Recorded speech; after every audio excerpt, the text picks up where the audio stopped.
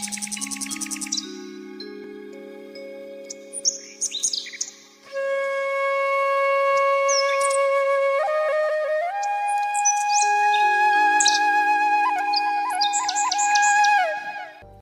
श्री राम मित्रों, कलयुग के समस्त पापों का विनाश करने वाली श्री रामायण कथा के तृतीय सोपान अरण्य कांड का यह पहला एपिसोड प्रस्तुत है। कैलाश पर्वत पर महादेव जी के श्री मुख से श्री राम कथा का सुंदर वर्णन सुनकर पार्वती व शिवगण भाव विभोर हो रहे थे।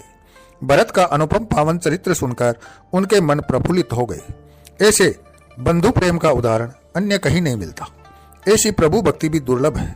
राज ऋषि जनक और भरत इस रूप में समान हो गए हैं। भरत जी भी देह से अनासक्त थे। एक बड़े राज्य का सम्राट होकर भी राजसी भोगों के प्रति उनमें पूर्ण अनासक्ति थी। तभी तो राम को भरत अति प्रिय थे। राम ने चित्रकूट के क्षेत्र को स्वर्ग समान बना दिया है। वहां नित्य प्रति सत्संग होने लगे। श्री राम के श्रीमुख से प्राचीन इतिहास सुनने दूर दूर से वनवासी व मुनिजन आते रहते थे। राम अब चित्रकूट के राजा थे। जब राम शिव महिमा का बखान करते थे तो एक और सिंह वह हिरण साथ साथ बैठे श्रोता बन जाते थे। उदार राम ने सबको उदार बना दिया। उनकी जन्मजात शत्रुता भी विस्मृत हो गई है। एक दिन प्रातःकाल श्री राम कुछ सुंदर पुष्प चुनकर लाए। लक्ष्मण वन भ्रमण को चले गए। सीता जी स्नान आदि से निवृत्त होकर अपने केस संवार रही थी। राम तो अनुरागी है और सीता उनके हृदय की स्वामिनी है। राम आज अपने हाथों से उनका श्रृंगार करने लगे। सीता अनुराग से भर गई। राम पुष्पहारों से सीता को सजा रहे थे। प्रकृति पुलकित हो उठी। पुष्प लताओं से गिरकर वायु से याचना कर रहे थे कि उन्हें उड़ाकर प्रभु के समीप पहुंचा दे, जिससे उन्हें भी जानकी जी के केसों की शोभा बढ़ाने का सुख और श्रेय प्राप्त हो सके। इसी समय इंद्र का पुत्र जयंत काग रूप में पृथ्वी पर भ्रमण करता हुआ वहां आ पहुंचा। वह श्री राम को सीता का श्रृंगार करते देख चकित रह गया। साधारण सांसारिक व्यक्ति जैसी आसक्ति और रसिकता उसे राम में विचित्र लगी। उसे संदेह हो गया कि श्री राम विष्णु का अवतार है भी या नहीं। उसने सोचा कि परीक्षा करनी चाहिए। मूर्ख जब अपनी विवेकहीनता का प्रयोग करता है तो प्राय कष्ट ही पाता है। जयंत भी इसी ओर बढ़ रहा था। उसने तेजी से उड़कर सीता जी के चरण पर चोंच का प्रहार कर दिया। फिर यह जा और वह जा। सीता जी के पैर से रक्त बिंदु टपकने लगे। श्री राम को कोये की धृष्टता पर क्रोध आ गया और उन्होंने एक साधारण सींग उठाकर उसे उसकी ओर फेंका। कौवा बना जयंत दूर एक वृक्ष पर बैठा मन ही मन प्रसन्न हो उठा। उसने वह सींग अपनी ओर आते देख उपहास भरे स्वर में कांव कांव की, परंतु जब समीप आते ही सींग का अग्रभाग लौ से प्रज्वलित हो उठा तो वह घबराया और भाग लिया। अग्निबाण उसके पीछे ही चल पड़ा।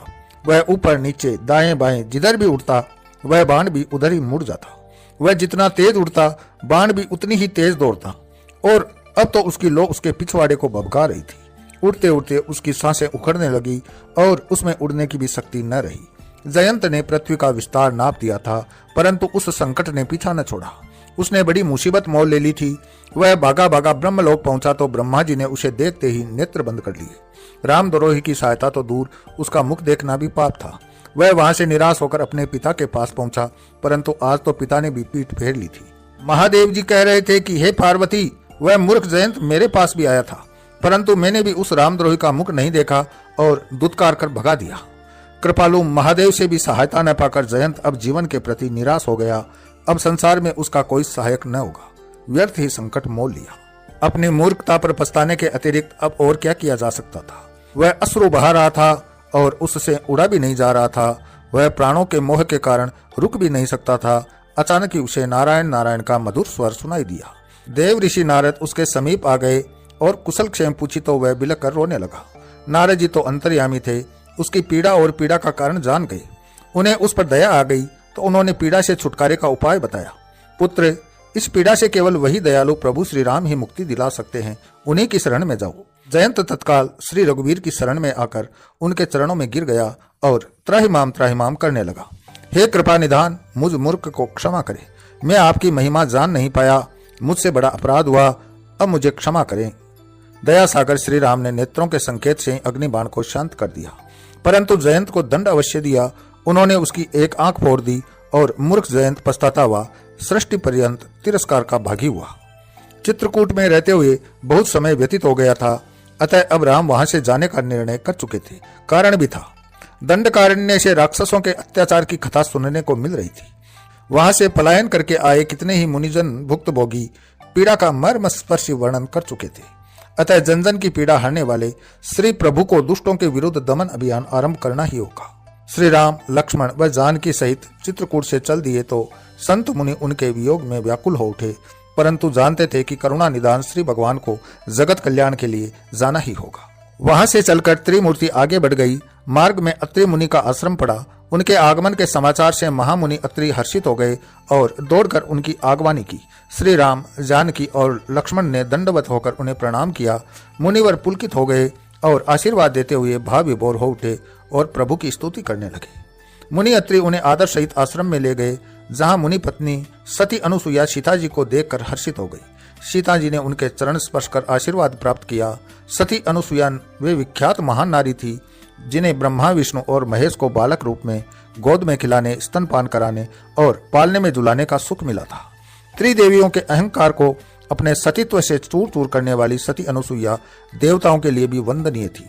श्री राम ने माता अनुसुईया के चरण स्पर्श किए तो ऋषि पत्नी ने उन्हें पुत्रवत हृदय से लगा लिया। मुनि अत्रि का आश्रम आज गुरुकुल बन गया था। ऋषि पत्नी अनुसुईया ने नारी शिक्षा के ऐसे ऐसे उपदेश दिए कि सीता पुलकित हो उठी। परिवार में स्त्री के धर्म क्या है, क्या सब उपदेश बड़े अनमोल है। इधर आश्रम में अनेक संतजन आ गए और राम दर्शन करने लगे। बिना प्रयास के ही दर्शन हो रहे थे। धर्म चर्चा हो रही थी। सृष्टि के ऐसे ऐसे अनसुलझे रहस्य श्री राम की वाणी से सहज मुखर हो रहे थे, जिनके गूढ़ तत्व ब्रह्मवाणी से ही संभव है। यह रात्रि शुभ रात्रि हो गई थी। तीसरे पहर तक धर्म चर्चा चलती रही और फिर सब विश्राम करने चले गए। सीता माता अनुसुईया के साथ ऐसे लिपटकर सोई जैसे शिशु अपनी माता से लिपटकर सोता है। प्रातः होने पर नित्य कर्मों से निवृत्त होकर श्री राम ने मुनिवर से आज्ञा मांगी। कंद मूल फल का नाश्ता करने के बाद माता अनुसुईया ने सीता को पुत्री रूप में विदा करते हुए उन्हें वस्त्र और आभूषण पहनाए। सीता जी उनके मातृ स्नेह पर भाव विभोर हो उठी। उन्हें अपनी माता और सासुओं का स्मरण हो आया और उनके नेत्र छलक उठे। ऋषि पत्नी ने उन्हें गले से लगाकर सांत्वना दी और फिर विदाई दी।